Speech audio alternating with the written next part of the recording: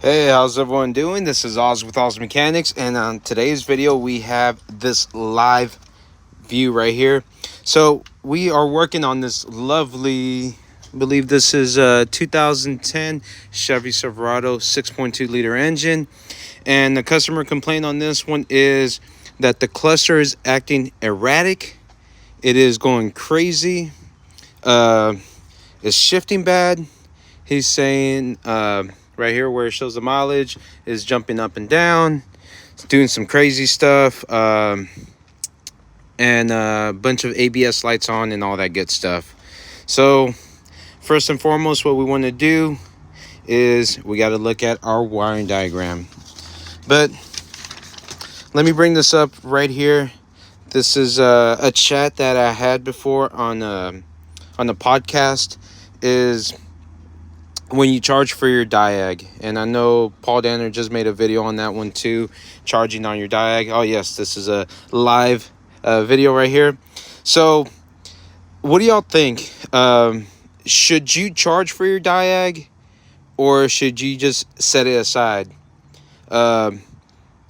Customer on this one, he was a bit mad that I was going to charge for a diag, and I just kind of told him that, for my knowledge and all that I'm using right here, we have to charge for that. We're not guessing. We're not, beating around the bushes. So, put that aside. Let me show you what I got right here. So when I was looking at scan data, let's go to this. And yes, I did pull out my old Verus right here. We don't have communication to our fuel pump module. Make sure.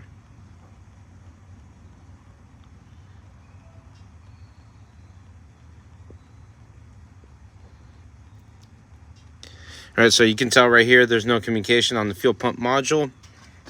Yeah, experience is not given. My argument with him. So if you're just tuning in right now, we're waiting for the fuel pump module. This customer did not want to pay diagnosing fee, and my argument right here was, would you ever go to work for free? And he said, no, that's ridiculous. Why would you ever do that? And I said, okay, let's say that you have a job that is going to take you a whole week, 40 hours. So what happens if it takes you 4 hours to try to figure out how everything goes, and then you have the rest of the hours to actually work? Would you like for your boss to tell you, well, for those 4 hours that it took you to figure this out, I'm not going to pay you? And the customer said no. So that was my argument. And as well, I like to use, whenever you go to the doctor's office, when they do tests and studies, and then when they get to the procedure, do they remove the test and the studies? That doesn't happen. So I want everyone in here to value your time and your knowledge. Do not let it go. That's one thing I really, really, really want to express. If you know you're good at what you if you know that you're good at what you do, please value that. But right now, as we can see, our fuel pump control module is not communicating. But the funny thing is, this is really funny. She starts and she runs. But if we come down here, we can clearly see there's a fuel pump control module, but she's not talking. That's the fun part. But look, let's go back to our scope right here. Let's see if y'all can notice anything that's off.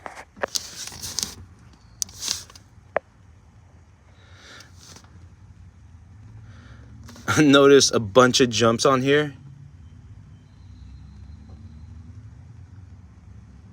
And so on. So if we look at our fuel pump control module right here, this is kind of like a daisy chain. Let me know if you can see this. Our fuel pump control module, it's right here. So if you go to this, it goes to our ABS module. So from our ABS module, this goes to, let me make sure, our transfer case module. All right, sorry, people are calling. Like, it's still trying to communicate to this. This is crazy. All right, it's gonna be doing that for a while, but I can tell you this, that on this one, our transfer case control module is communicating. Let's go to that one.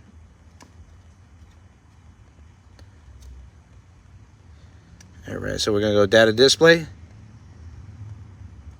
Oh no, what just happened? This is what happens when you go live. Let's make sure that it communicates to other stuff. All right, well, let me show you the tall tale on this one. On this one, the issue is the ABS module. I'm going to show you what it does right here. So keep an eye right here. It's going to start bumping. You're not going to feel the hard shift, but you can already see how it's moving right here, and that's through the communication issue. Just going to go down the street. I want to show y'all.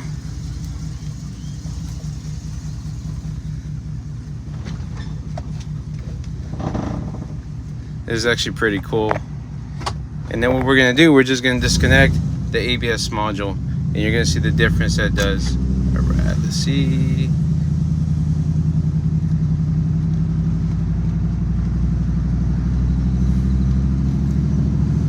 There you go. You see how it just dropped for a split second? You see how it's dropping right there?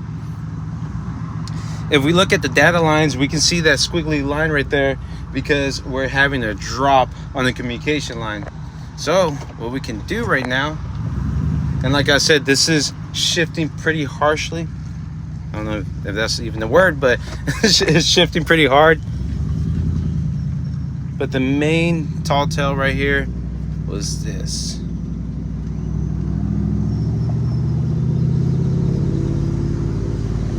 Nah, that big old bump, dude. All right.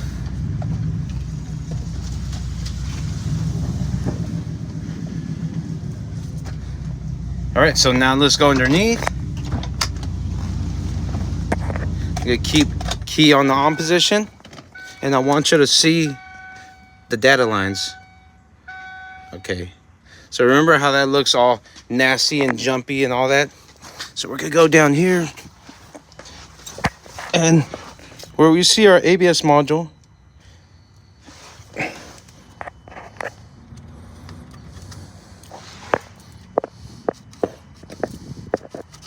all right, now we're out. Now let's see how this looks. Look at that beautifulness right there.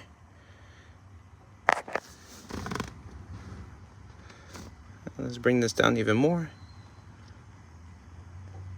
Perfect.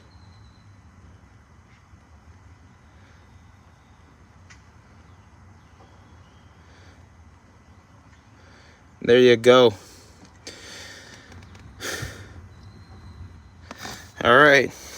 So what we're going to be needing right here is an ABS module. Once we get that, this is going to be all good. This looks like a Christmas tree right now. It's all nice and bright. But moral story, man. I'm not the best technician out there, but the customers there, when I tell them that I charge for diagnosing, they find it really it's like something taboo here in my area. But I'm trying to, educate them that this is not something that, this is not taboo right here. We should be charging for our knowledge and what we know. Prime example, I will be putting a video pretty soon Truck came in as a Silverado 2010. They put the starter, and they were going to put a computer in there. All it was some keys. Spoiler alert. So that's going to be the newest video. All we're going to do is program some keys on there. But I'm going to show you how to test out the keys and how to test out the actual coil right here on the lock cylinder. So there you go. This is going to be needing ABS module right here. And we're just going to order it and go from there. So if you do like this video, please put a big thumbs up, and don't forget to hit that little notification bell to get all brand new videos coming out from Miles Mechanics. Y'all take care, and hope y'all like that new video that I just put out, man. I was actually really excited about that. It was one of it was that torque converter shutter. Please let me know what you think of that one. I really enjoyed it. That was one of the fun ones I had. And yeah, y'all have a nice day. Y'all take care. Goodbye.